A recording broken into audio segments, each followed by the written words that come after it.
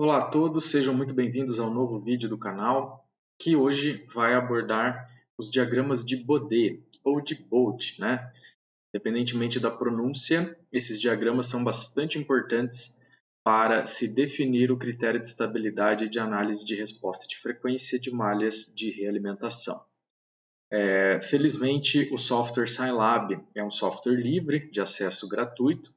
Ele contém linhas de comando que conseguem construir os diagramas de Bode para as análises nessa temática de resposta de frequência. Então, neste vídeo, eu vou apresentar alguns exemplos que vão utilizar basicamente a mesma estrutura de linhas de programação. Eu vou abordar inicialmente a construção do diagrama de Bode para uma função de atraso de primeira ordem. Depois, eu vou abordar aí o diagrama para um atraso de segunda ordem, e neste caso de segunda ordem serão abordados também outros dois casos, e aí eu chamo a atenção de vocês que quem varia é justamente o termo que está acompanhando S, né, de potência 1. Por quê? Para o contexto de segunda ordem, nós temos uma influência bastante característica nessas curvas do parâmetro zeta. Para o primeiro caso, se você fizer o cálculo baseado na forma padrão de segunda ordem, nós teremos um valor de zeta de 1,5. Então vamos anotar aqui, né? Para o segundo caso, nós obteremos um zeta exatamente igual a 1. E para o terceiro caso, nós obteremos um zeta de 0,5. Nós sabemos da teoria de sistemas de segunda ordem que este é o parâmetro conhecido como fator de amortecimento. Ele define o comportamento da resposta do seu sistema às perturbações externas. Então, quando eu tenho um valor de zeta variando entre 0 e 1, eu tenho que ele possui um comportamento oscilatório e convergente.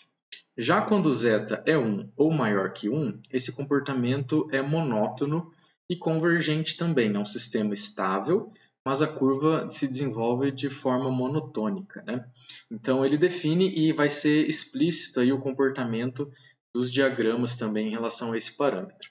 E para finalizar, vou fazer um exemplo que foge à exceção de algumas fórmulas gerais que são apresentadas no contexto de análise de frequência para obtenção das assíntotas, né, envolvidas aí em baixas frequências e altas frequências para os diagramas de Bode. Então esses serão os exemplos abordados, todos aproveitando a mesma estrutura de compilação ali de linhas de programação no Scilab. Então vamos ao software. Eu vou passar então ao nosso software Scilab para nós darmos início às linhas de programação. Nesse contexto, nós temos uma similaridade muito alta com a construção do diagrama do lugar das raízes em termos de manipulação dos polinômios. O que vai mudar em relação aos vídeos que eu já fiz sobre o lugar das raízes é justamente o comando que você vai chamar para construir o seu diagrama de Bode. Nós iniciaremos então definindo a variável s como uma variável que não é para ser interpretada como uma variável que assume valores numéricos. Então, o comando precisa entender que S para nós é S, né, no contexto de Laplace.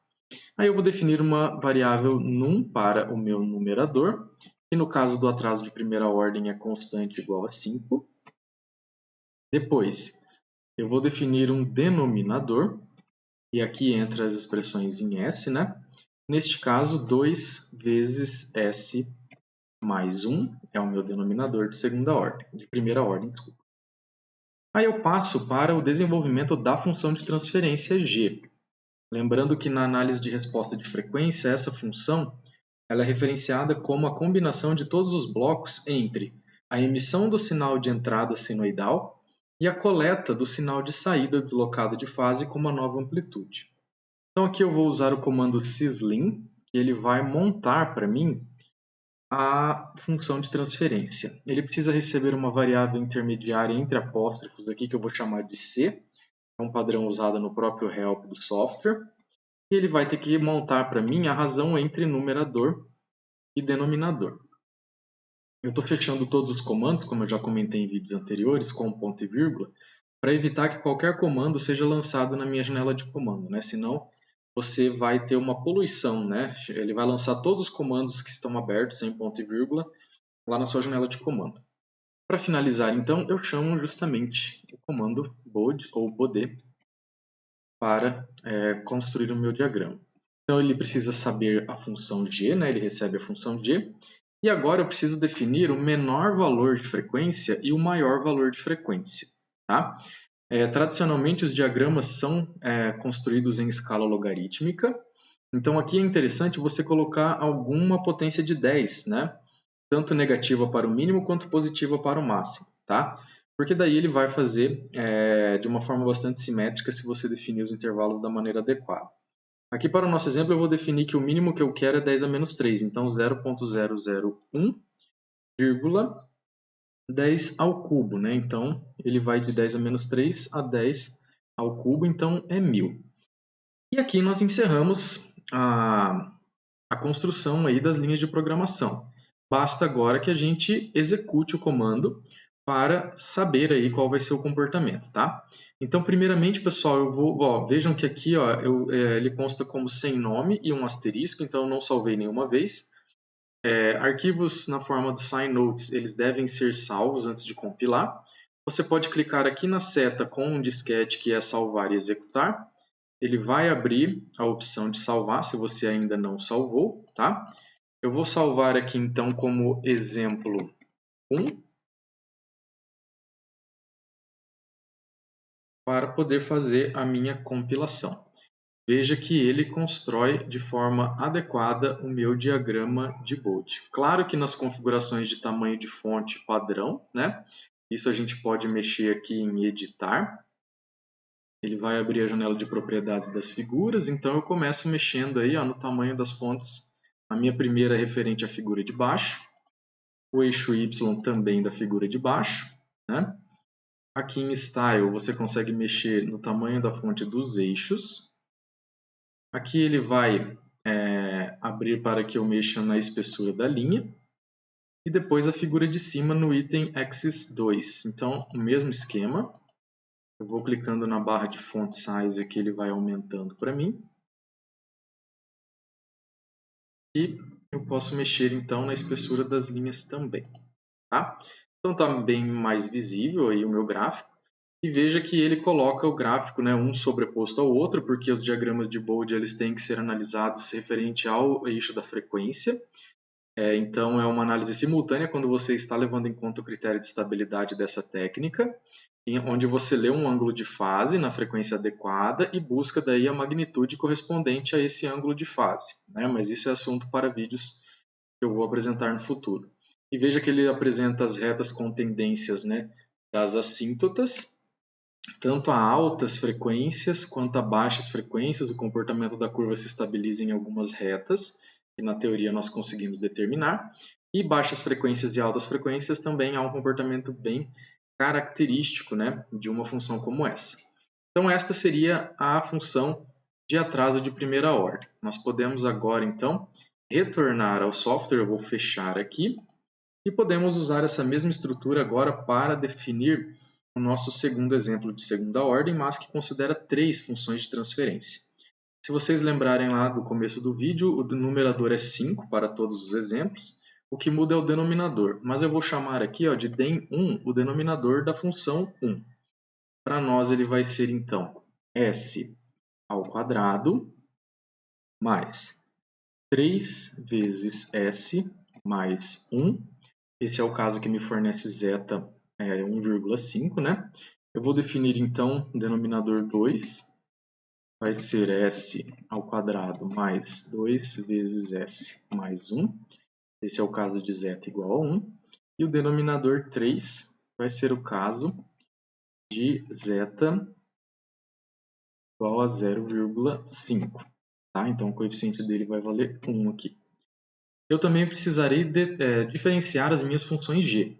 Então, a função g1 vai ser a mesma estrutura com o denominador 1, já que o numerador é o mesmo. Né? Eu vou aproveitar isso aqui para a linha de baixo, para a gente não precisar escrever tudo novamente, mudando apenas a função g1 para g2, que recebe, então, o denominador 2.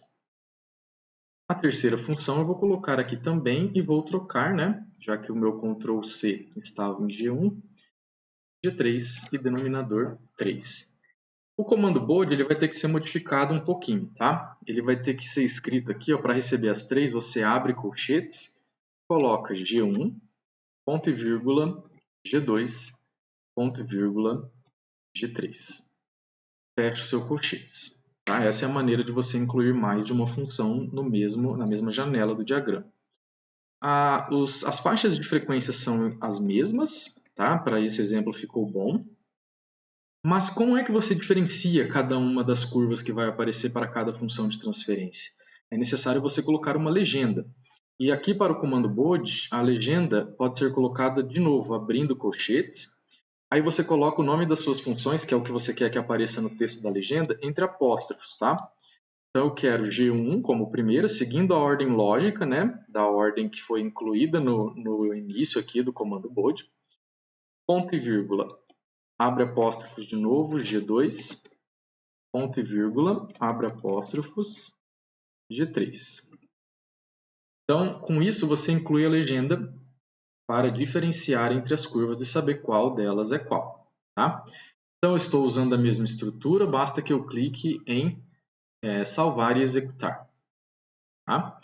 Veja, então, ó, que o nosso diagrama está aqui com as fontes pequenas, né? Mas ele apresentou as 3 curvas simultaneamente e o mais interessante está aqui, a nossa legenda.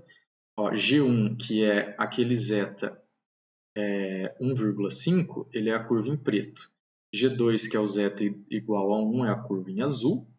E G3 para zeta 0,5 é a curva em verde. Vamos editar aqui rapidamente, que é para a gente poder visualizar melhor o gráfico. Então eu vou mexer primeiramente aqui na figura de baixo, eixo X, eixo Y, e tamanho de fonte. A legenda eu posso aumentar um pouquinho também. Aqui, quando ele está aberto, maximizada a janela, a legenda fica fora da curva. Vocês podem perceber que se você minimizar, pode ser que a legenda pule para dentro dali da janela. Aqui eu vou aumentar as linhas, né, para visualizar melhor. Como está aqui. Nesse caso, estamos apenas analisando, então as linhas coloridas ficam bem visíveis. Caso você decida usar esse gráfico para uma impressão e não deseja que ela seja colorida, basta que você troque tudo para preto e branco e mude o estilo da linha, e isso pode ser feito aqui também. Tá? Então vamos lá. Basta aqui então mexer nas espessuras das linhas da janela de cima.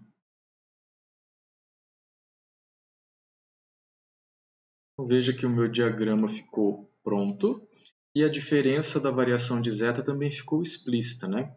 Conforme eu vou diminuindo o zeta, ele vai trazendo as curvas aí para um comportamento um pouco mais vertical para o ângulo, né? Ele faz essa inflexão de uma maneira mais inclinada. E aqui, no gráfico da razão de magnitude, ele acaba subindo, né? Dando um pequeno salto. Quanto mais eu diminuir, mais esse salto vai subir aqui. Mas, na teoria, nós verificamos também que há assíntotas em baixa frequência e em alta frequência, né? Esses comportamentos ficam característicos e isso pode ser observado também. Então, para fechar o exemplo, eu vou retornar aqui e vamos usar a nossa estrutura anterior, né, para uma função apenas, e vamos fazer o último exemplo, que é aquele que não se encaixa nas fórmulas de recorrência de maneira geral. Eu vou retornar para a escrita inicial aqui. Não preciso de uma legenda agora, então os comandos ficam mais simples. O numerador para aquele caso é 1. O denominador ele é dado pelo produto entre S menos 1 vezes 0,1 vezes S mais 1. Só que daí este termo está elevado ao quadrado.